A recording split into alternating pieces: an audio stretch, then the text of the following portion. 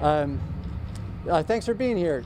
So I'm going to just say a few words about our financial situation in the city, because I think it underscores just how important the work that Senator Blumenthal is doing at the Capitol. We, this fiscal year, are facing right now, and it's early in the fiscal year, but we're looking at potentially a $13.2 million deficit. And the deficit is driven primarily by issues related to COVID-19. We're anticipating our revenues are going to be significantly down. Parking meter revenue, parking tag revenue is in particular impacted, and that obviously will have an impact on New Haven residents. In addition, our expenses are up. The main drivers around that right now are police and fire overtime. We're seeing, similar to many cities in Connecticut and across the nation, a significant uptick in violence that is related to COVID-19. And that police overtime, because we're trying to respond to many challenges, is one that's also being experienced by Hartford. I will say I was on the phone with Mayor Bronin just last week, and they're dealing with very significant issues around that as well. Municipalities, not just in this fiscal year, but in the long term, will be significantly impacted economically by COVID-19. And it's our finances, but and if you look at our long-term finances, the economic impact will potentially reduce our ability to collect tax revenue because of businesses struggling and residents struggling. And it will also mean that we will need to provide more services to residents. Municipalities, and in New Haven, we put a significant amount of money into caring for and ensuring individuals experiencing homelessness have the support that they need, ensuring that there's housing support and many other social services. And as the economy continues to deteriorate, that will put more pressure on us to do more while we have less money to do it with. And so having direct funding from the federal government, both for the state of Connecticut and cities like New Haven, is desperately needed, and will also help keep us on track to support our residents and make sure our economy in the long term is strong. And so we're grateful for the work that you are doing, Senator Blumenthal, to advocate for that. I'm optimistic with the change in leadership in Washington that we may even be able to get some things done in the short term, even before President-elect Biden becomes president. And I know that this is important not just for New Haven, but for many other municipalities around the state. So with that, thank you, Senator Blumenthal, and I'll turn it over to you. Thank you, Mayor.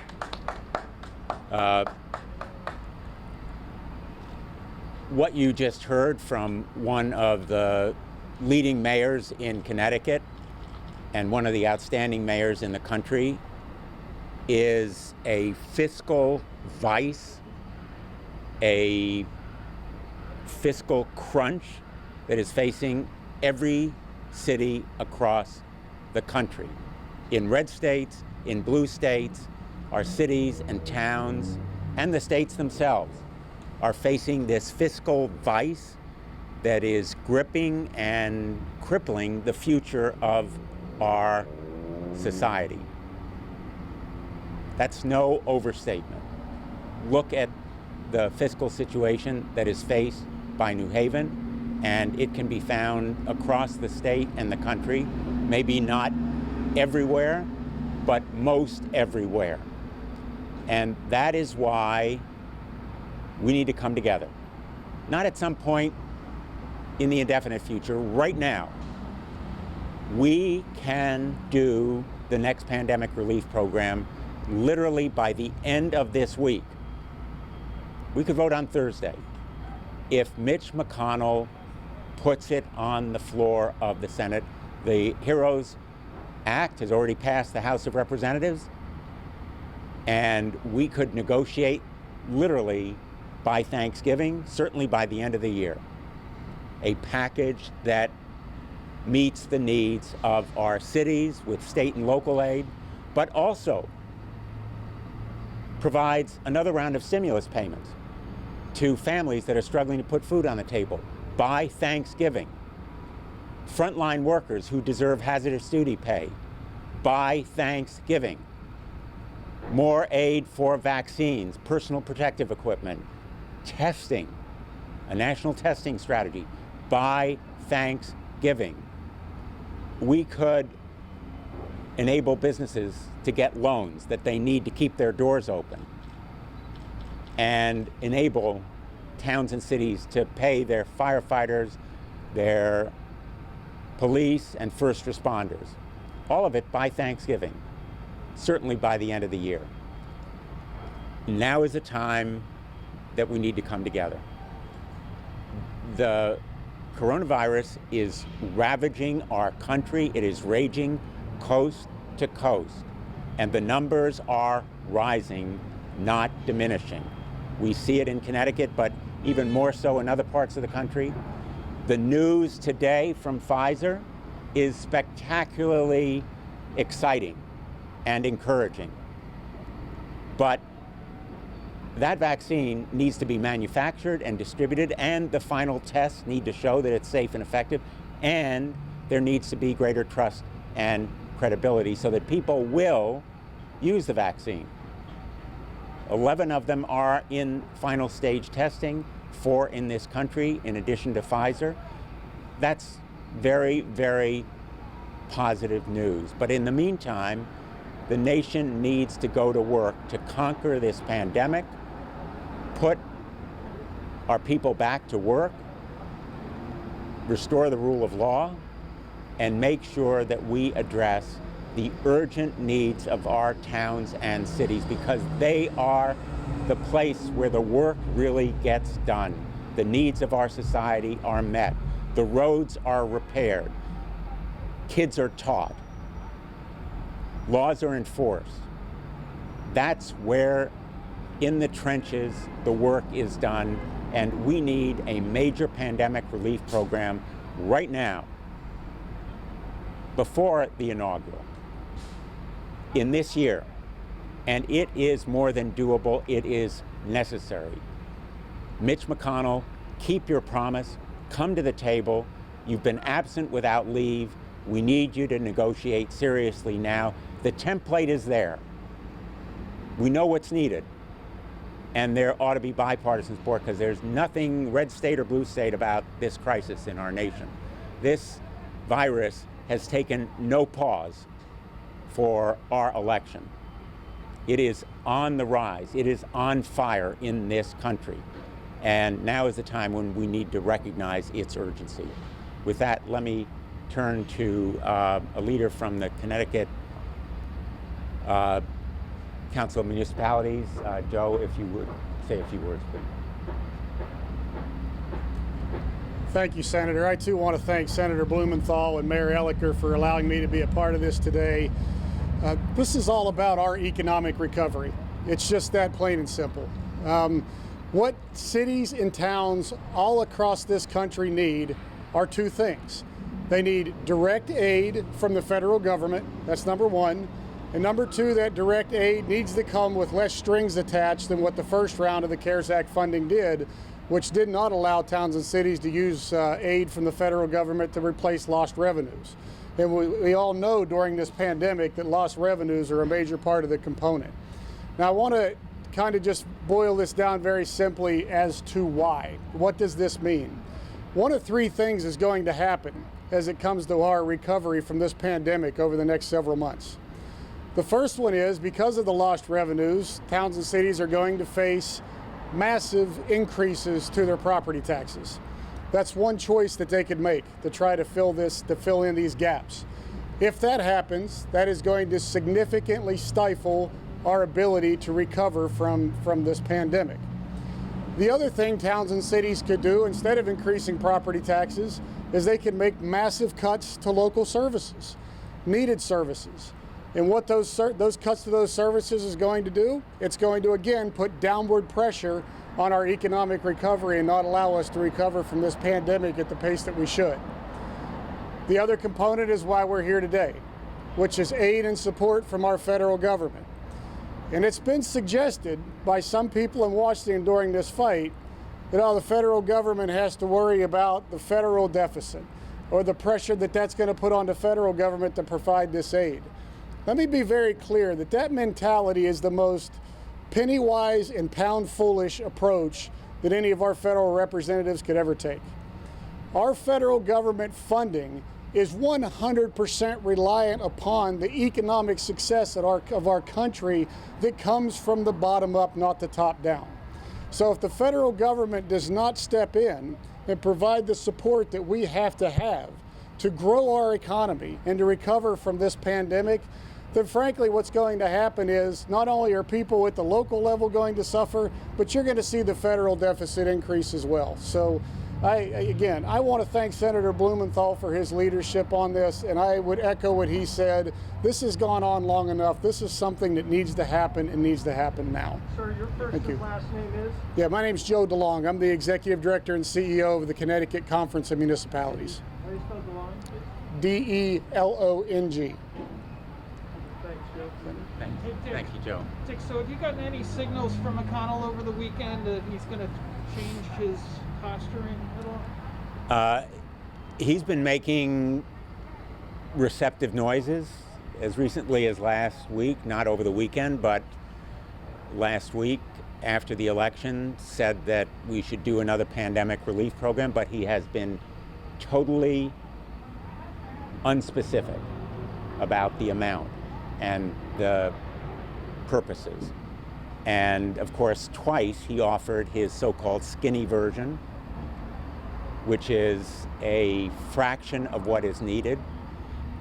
What I suggest Senator McConnell should do is heed the frontline workers, police and fire and first responders, as well as the docs and nurses who are working in the hospitals, the families that are struggling to put food on the table, small businesses trying to stay open, and all of the country that is suffering during this pandemic, and see the need for a comprehensive, robust program, not the skinny bill, his words, skinny bill, it's really an emaciated bill, that he offered twice, and which is a non-starter. He has to be serious. He's been completely absent from the talks. He has refused to come to the table, but he's given no specific indication about what he is prepared to do, even that he would be willing to come to the table.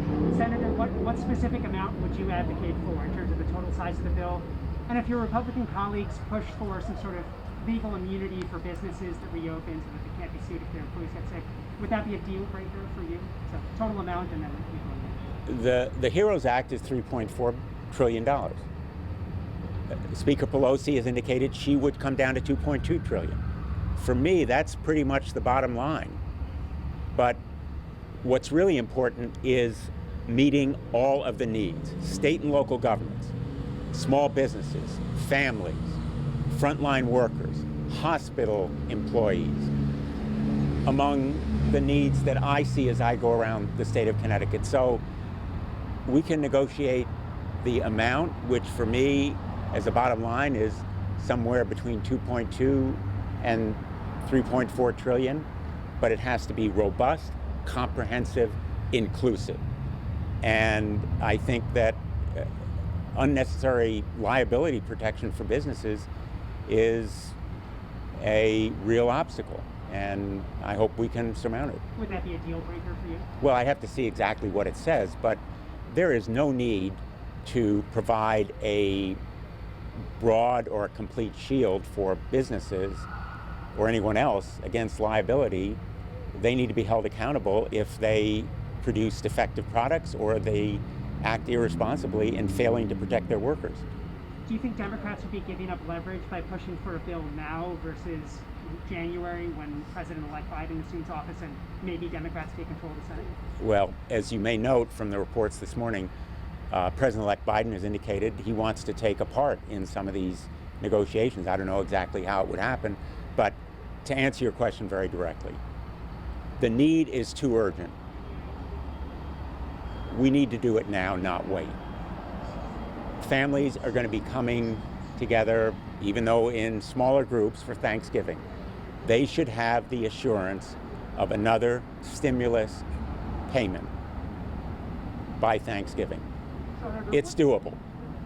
what do you say to Republicans who've been saying for a couple of months now that there are items in this proposed package that have nothing to do with the coronavirus, and until those are taken out, there's no deal? To my Republican colleagues, I would say Mitch McConnell needs to come to the table.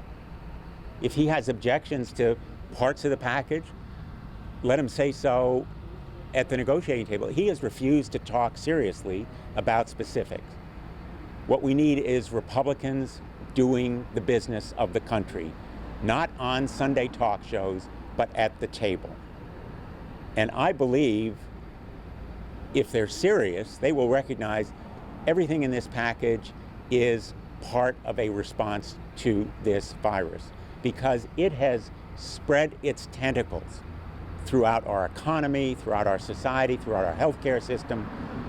It is literally ravaging this country, and it is creating the fear and apprehension that prevent people from going back to work and going to restaurants.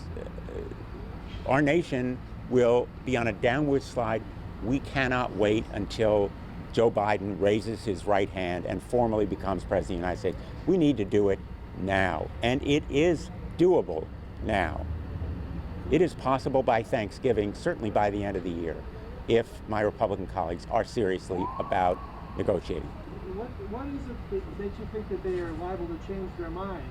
Because of the election, or because of what reason would they change their mind to come back to the table? Listening to their constituents, seeing for themselves the hurt and pain and grief that is continuing all around the country. This virus has no preference for red or blue states. It spares no one. It has no care for the election or political partisanship. Do you think that the Republican senators will be putting pressure on Mitch McConnell to do this? My hope is that Mitch McConnell will see for himself, but that his colleagues will, in fact, push him to do the right thing. My Republican colleagues need to speak up, stand up, make their voices heard so that we can come together as a nation. And Senator, if I may ask an election-related question, President-elect Joe Biden seems to have clearly won the popular vote and the Electoral College vote, but nevertheless, 70 million Americans voted for Donald Trump's re-election. Even during a pandemic that's killed hundreds of thousands and left millions dead. And I wonder, how do you respond to 70+ million Americans voting for Trump? Why do you think so many people did, and what does that tell you about how you and your colleagues need to govern the next 2 years, 4 years? That's a big, complicated question and a very important one. And the answer began on Saturday night with Joe Biden's speech, where he said, again, he wants to be president of all Americans. I'll speak for myself. I have very strong convictions. I think we need a Green New Deal. I think we need to take dramatic steps to conquer this virus, but also to expand our healthcare system. We need to put people back to work through major infrastructure programs. There are a series of priorities, but we also need to have civil conversation, and we need to reach out.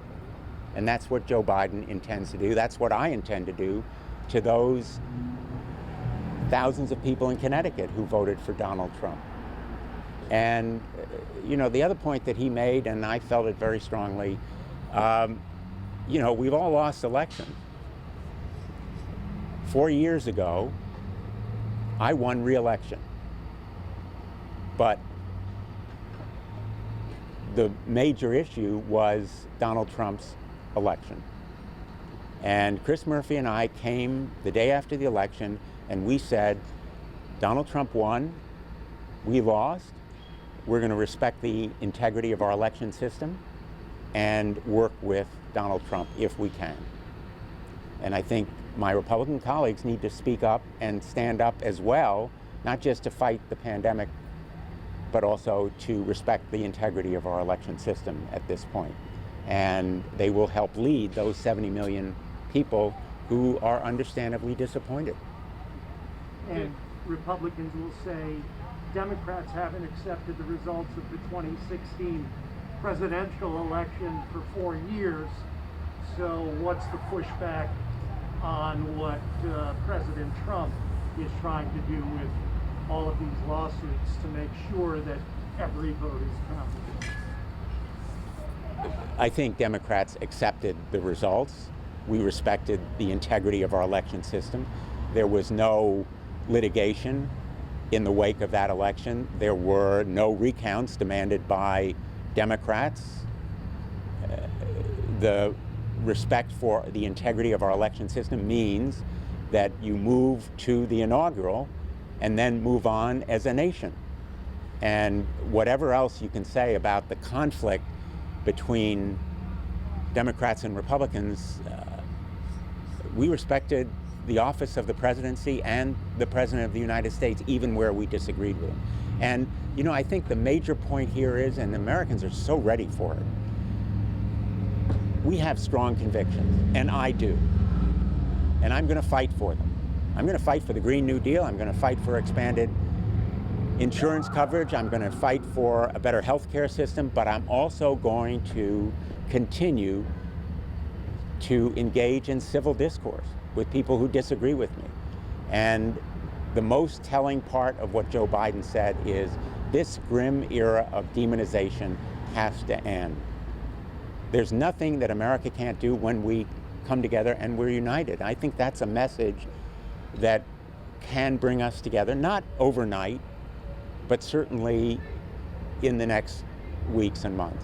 Dick, American carnage aside, are the runoff elections in Georgia a possible impetus for McConnell to show that they're actually they're interested in doing something?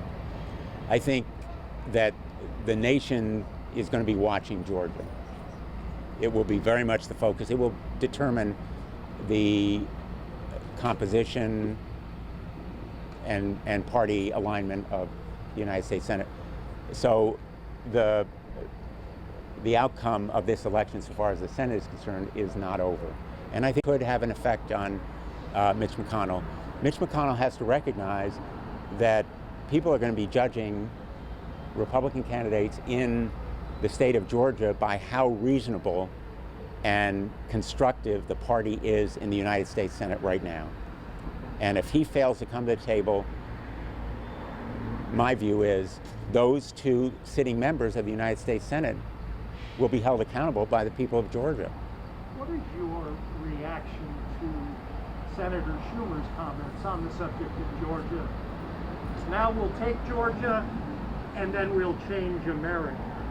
There's been a lot of reaction on both sides. What is your reaction to his statement on video? What he is stating, I believe, is that the outcome in Georgia is very, very important to Joe Biden's next 4 years in office. A lot of his initiatives will depend on cooperation from the United States Senate. If Democrats have control, the Biden administration's agenda will be easier to accomplish.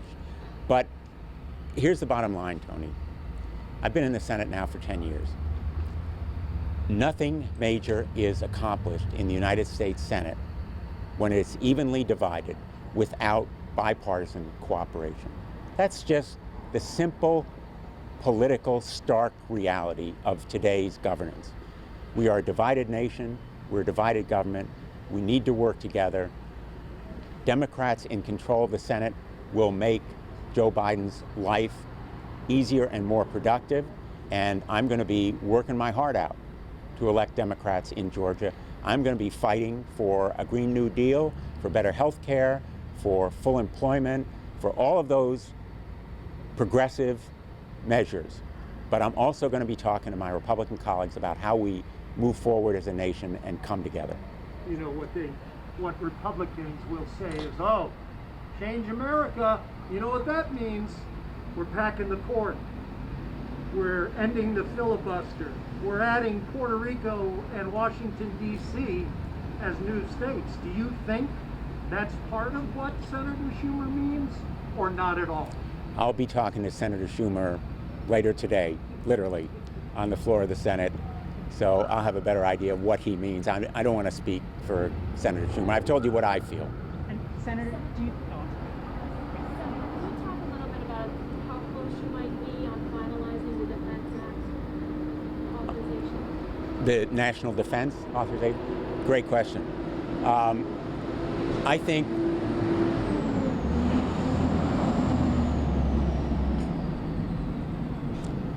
that's a really important question.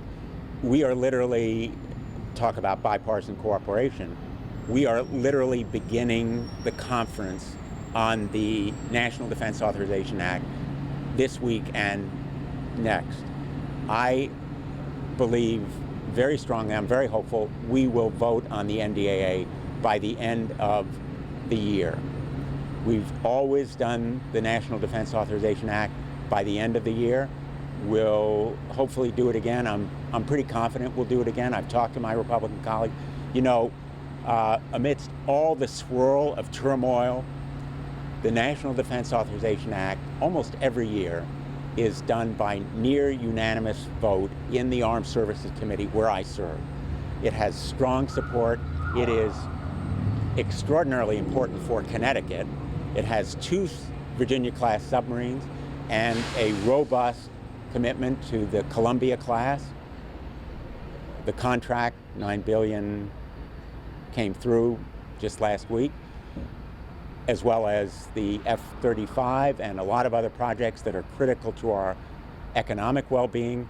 I think that the NDAA is nearly sure to pass by the end of the year. We're beginning conference this week, and I would anticipate a lot of progress. Would you mind stepping up? I wonder if you could tell us what some of the immediate needs in the city are should another act, HEROES Act pass. Sure. I talked a little bit earlier about it, but we're facing a significant deficit this year and anticipating around $13.2 million right now as far as a deficit. And so, first of all, it will help us recoup some of the revenue that we've lost because of COVID. Second, there's a lot of additional expenses that we've incurred because of COVID around police and fire overtime. But the primary reason is that our communities are really struggling economically, and cities play a significant role in helping support our communities through this time, with support for homeless individuals, with support for housing. And if we don't have that kind of funding from the federal government to support those programs, we're going to have a lot more significant problems. You know, there's a reference to the skinny package. I'm all for skinny. I'm all for skinny. But we can't starve our municipalities, and what's going on right now is that we're starving and we desperately need the help from Washington. Mr. Mayor, can you talk a little bit about, as we approach Thanksgiving and the holiday season, I've heard some talk in my town of Wallingford that once the kids are away for Thanksgiving break, they may not be coming back for a hybrid learning. It may be exclusively online through the holidays, in part because of the anticipated gatherings that will happen. Has there been discussions with So New Haven Public Schools is remote and continues to be remote learning. I think, to be frank, it's unlikely that we're going to go back to any sort of in-person learning in any time in the near future. And we, the health department and other individuals in my administration, are very concerned about what we're seeing as this major uptick in COVID cases and what the holidays are going to do. I mean, I can tell you last night I was talking with my own parents about, do we get together for Thanksgiving? How can we do that safely? And I think we're leaning towards we just can't do that safely.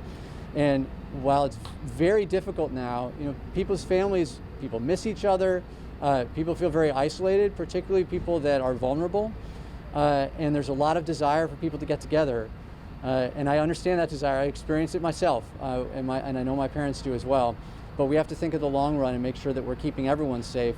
There's many more Thanksgivings that we all have in our lifetime, and we need to focus on many more Thanksgivings instead of just this one. Senator Blumenthal, on perhaps a national mask mandate as one of the first initiatives that President-elect Biden will implement. What can you say on that and how that might look? Yeah, that's an important question. You know, we're very hopeful the vaccine will be available early next year.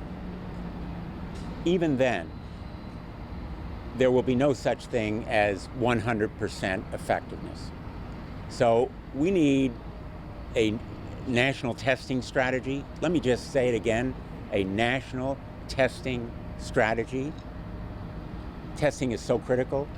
Mask wearing absolutely has to be made a national course of action, along with physical distancing and all of the other common sense measures, hand washing, that have literally saved lives. We know they work. We know masks are effective. We've seen them work here in Connecticut.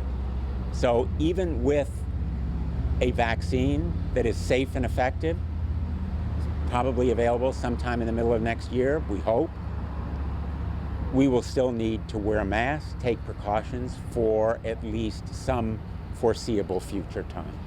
And I think Joe Biden has shown by his example that he is going to lead. You know, you saw him making that speech on Saturday. I would predict he will be at his inaugural wearing a mask. And so will everybody in his family, and of course the vice president. We'll all be wearing masks at the inaugural. Thanks, everyone.